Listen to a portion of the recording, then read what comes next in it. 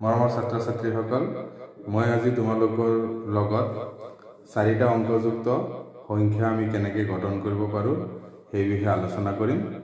আমি ইতিমধ্যে হাজাৰৰ ঘৰলৈকে সংখ্যাবোৰ আমি জানো, লিখিব পাৰোঁ, কিন্তু এটা অসুবিধা আমাৰ মাজে সময়ে হয়। আমি যদি এই সংখ্যাকেইটাৰ স্থানকেইটা তোমালোকক সুধো বা ক'বলৈ কওঁ যে এককৰ স্থানত কি আছে, দশকৰ স্থানত কি আছে, শতকৰ স্থানত কি আছে বা হাজাৰৰ ঘৰত কি আছে, তেতিয়াহ'লে তোমালোকে অলপ অসুবিধা পোৱা। এতিয়া মই তোমালোকৰ লগত এটা গেম খেলিম। এই গেমটোৰ জৰিয়তে আমি অতি সহজে এই সংখ্যাবিলাকৰ স্থানবিলাক আমি ধৰিব পাৰিম বা বুজি পাম।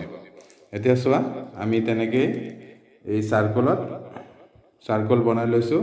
এই চাৰ্কলত আমি একক, দশক, শতক, হাজাৰ এই 4টা ঘৰৰ অংকৰ সংখ্যাৰ এতিয়া আমি খেলটো খেলিম।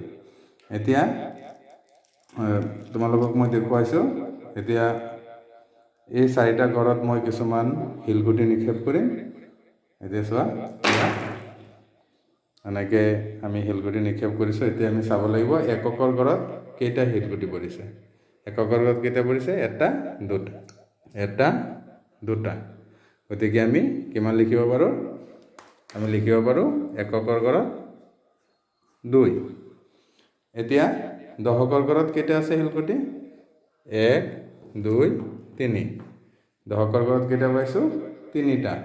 গতিকে আমি কিমান লিখিব পাৰোঁ? দশকৰ ঘৰত 3। তাৰপিছত চোৱা, শতকৰ ঘৰত কেইটা আছে? এইটো আছিলে শতকৰ ঘৰ। শতকৰ ঘৰত আছে, এইটো শতকৰ ঘৰত পৰা নাই, এইফালে পৰিছে। শতকৰ ঘৰত মানে এটাও শিলগুটি পৰা নাই। গতিকে আমি কিমান লিখিব পাৰোঁ? এটাও যদি পৰা নাই তেতিয়াহ'লে আমি 0 লিখিব পাৰোঁ। আমি 0 লিখিলোঁ। এতিয়া আমি চাওঁ হাজাৰৰ ঘৰত কেইটা পৰিছে। এয়া হাজাৰৰ ঘৰ আছিলে। হাজাৰৰ ঘৰত আছিলে 1, 2, 3, 4। এই হাজাৰৰ ঘৰত কেইটা আছে? 4টা আছে, হয় নহয়? গতিকে আমি 4ৰ কাৰণে কিমান লিখিব পাৰোঁ? 4 লিখিব পাৰোঁ। এতিয়া সংখ্যাটো কিমান হ'ল? আমি সংখ্যাটোৰ ঘৰত লিখিম। হাজাৰৰ ঘৰত আছিলে কিমান? 4। শতকৰ ঘৰত আছিলে 0। দশকৰ ঘৰত আছিলে 3। এককৰ ঘৰত আছিলে 2। গতিকে কিমান হ'ল? 4032। সংখ্যাটো কিমান হ'ল? 4032। গতিকে আমি এই খেলটো আৰু এটা সংখ্যাৰ ক্ষেত্ৰত দেখাব পাৰোঁ। এতিয়া আমি এই শিলগুটিকেইটা আৰু বেলেগ ধৰণে নিক্ষেপ কৰোঁ। চাওঁ, সংখ্যাটো বেলেগ হৈ যাব। চাবা, এয়া চাবা তোমালোকে।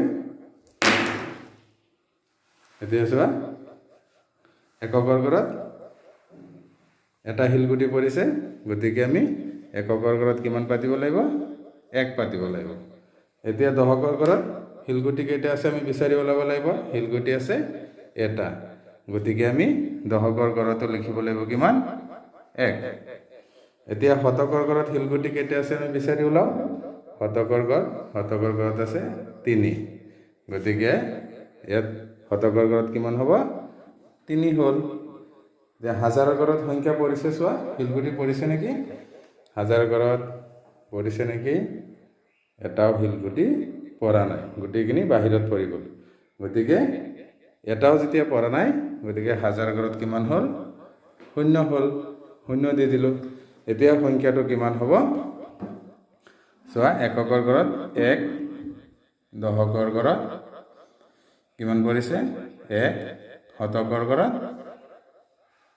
3 আৰু হাজাৰৰ ঘৰত 0 পৰিছে। গতিকে আমি ইয়াত 0 নিদিলেও হ'ব।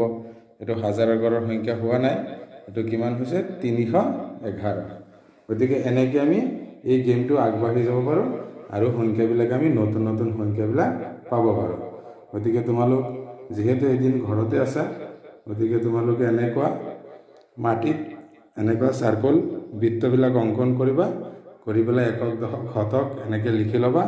লিখি লৈ এনেকৈ শিলগুটি ল'বা। লৈ পেলাই তোমালোকে নিজে খেলিব পাৰিবা। তেনেকৈ নিজে খেলি তোমালোকে অতি কমেও 50টা সংখ্যা এইকেইদিন তোমালোক ঘৰত লিখিবা। লিখি পেলাই স্কুল খোলা হ'লে ছাৰ বাইদেউসকলক দেখুৱাবা। গতিকে আজিলৈ আমি সংখ্যাৰ আলোচনা এইখিনিতে সামৰণি মাৰিলোঁ। ধন্যবাদ।